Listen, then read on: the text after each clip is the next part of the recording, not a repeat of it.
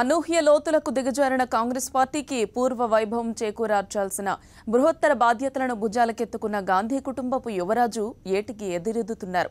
అయితే ఎక్కడా నిరుత్సాహపడకుండా పార్టీ శ్రేణుల్లో కొత్త ఉత్సాహం నింపడానికి వినూత్న ఆలోచనలతో ముందుకు పోతున్నారు. తన రాజకీయ జీవితంలోనే అత్యంత క్లిష్టమైన బాధ్యతలను మోస్తోన్న రాహుల్ గాంధీలో అనూహ్య మార్పులు చోటు చేసుకుంటున్నాయి. 2014 ఎన్నికల్లో కాంగ్రెస్ పార్టీ గెలిచి యూపీఏ 3 ప్రభుత్వం వస్తే ప్రధాని పీఠం అధిరోహించాల్సిన రాహుల్ గాంధీ ఎన్నికల ఫలితాల అనంతరం నిరాశ నిస్పృహలకు లోనయ్యారు. 5 ఏళ్ల పాటు అధికారంలో ఉన్న యూపీఏ కూటమి హ్యాట్రిక్ విజయం సాధించకపోవడం కాంగ్రెస్ నేతగా రాహుల్ను నిరాశపరచలేదు, ఆశ్చర్యపరచనూ లేదు. కానీ పార్టీ ఓడిన తీరే రాహుల్తో పాటు కాంగ్రెస్ పరివారాన్ని తీవ్ర నిరాశలో ముంచేసింది. 125 ఏళ్ల వయసుతో దేశంలోనే అతిపెద్ద రాజకీయ పార్టీగా ఉన్న కాంగ్రెస్ పార్టీ చరిత్రలో ఎన్నడూ లేని విధంగా పాతాళానికి దిగజారిపోయింది.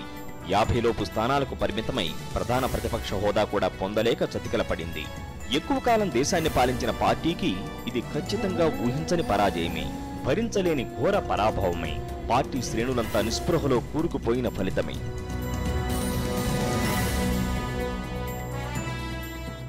సరిగ్గా ఇలాంటి దశలో పార్టీకి సారథ్యం వహించడం అంటే కత్తి మీద సామి.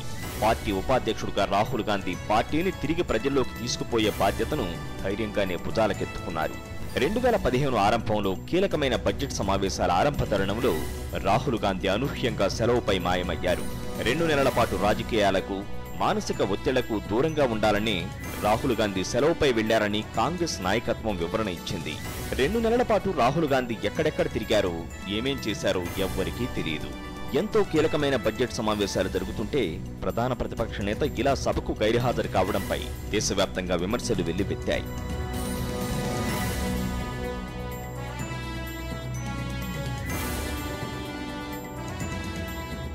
అయితే 2 నెలల సెలవు అనంతరం ప్రజా జీవితంలో ప్రత్యక్షమైన రాహుల్ గాంధీ మొదటి సభతోనే అదరగొట్టారు.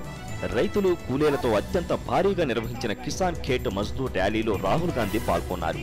ఆ సభలో 1,00,000కు మించి తరలి వచ్చిన ఆందోళనకారులను ఉద్దేశించి రాహుల్ గాంధీ చేసిన ప్రసంగం ఆయన విమర్శకులను సైతం ఆకట్టుకుంది. మునుపెన్నడూ లేని విధంగా రాహుల్ గాంధీ చాలా అగ్రెసివ్ గా, ఎమోషనల్ గా, గంభీరంగా ప్రసంగించారు. ఆ సందర్భంగా మోదీ ప్రభుత్వంపై నిప్పులు చెరిగారు. और मोदी जी ने चुनाव कैसे जीता, मैं आपको समझा देता हूं.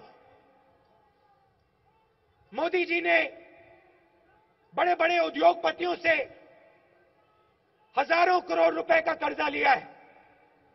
उनकी मार्केटिंग होती है, गुजरात मॉडल का कैंपेन होता है, टीवी पे इश्तिहार होते हैं.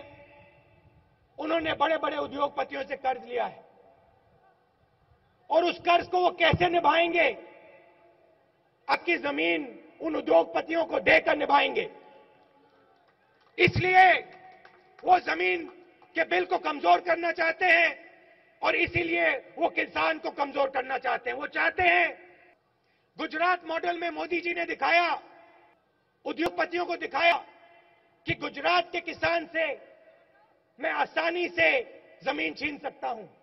और उन्होंने उद्योगपतियों को बताया कि अगर आपने मुझे प्रधानमंत्री बनाया तो जो मैंने गुजरात में किया है वो मैं पूरे हिंदुस्तान में करके दिखाऊंगा.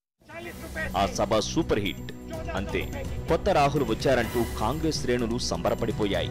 రాహుల్ మారిపోయారు అంటూ పార్టీ నాయకులు హర్షాతిరేకాలు వ్యక్తం చేశారు.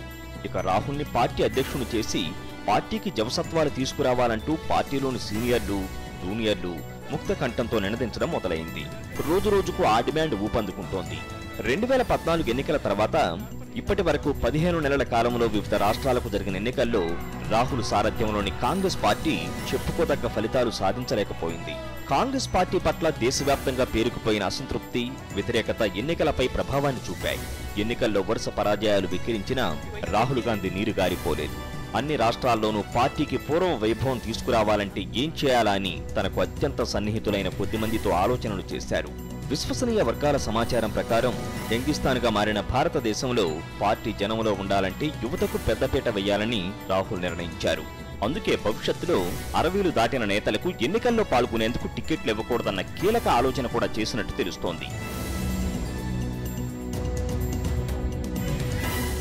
కేవలం 44 మంది ఎంపీలతో పార్లమెంటు వర్షాకాల సమావేశాలకు సిద్ధమైన రాహుల్ గాంధీ అవినీతి ఆరోపణలు ఎదుర్కొంటున్న బీజేపీ కేంద్ర మంత్రులు, ముఖ్యమంత్రులపై చర్యలకు పట్టుబట్టడం ద్వారా బీజేపీపై రాజకీయ పోరాటంలో దూకుడు పెంచారు. సూటుబూటు ప్రభుత్వం మనకొద్దు, మనకి కుర్తా పైజామా ప్రభుత్వం కావాలి, దానికోసం ఎంతటి పోరాటానికైనా నేను సిద్ధమంటూ తాజాగా వ్యాఖ్యానించి బీజేపీకి సవాల్ విసిరారు. పార్టీ అధ్యక్ష పదవిలో ఉన్న అమ్మ సోనియా గాంధీకి విశ్రాంతినిచ్చి రాహుల్ గాంధీ ఆ పదవిని చేపట్టి పూర్తి స్థాయిలో సారథ్యం వహించాలని పార్టీలో మెజారిటీ నేతలు కోరుకుంటున్నారు. సోనియా గాంధీ కూడా అదే కోరుకుంటున్నారు. రాహుల్ గాంధీ యువరాజు పోస్టు నుంచి మహారాజు పోస్టుకు ప్రమోట్ కావడానికి చేసే ప్రయత్నాలు సఫలీకృతమై తీరుతాయని కాంగ్రెస్ వాదుల ఆశాభావంతో ఉన్నారు. పొలిటికల్ డెస్క్, సాక్షి న్యూస్.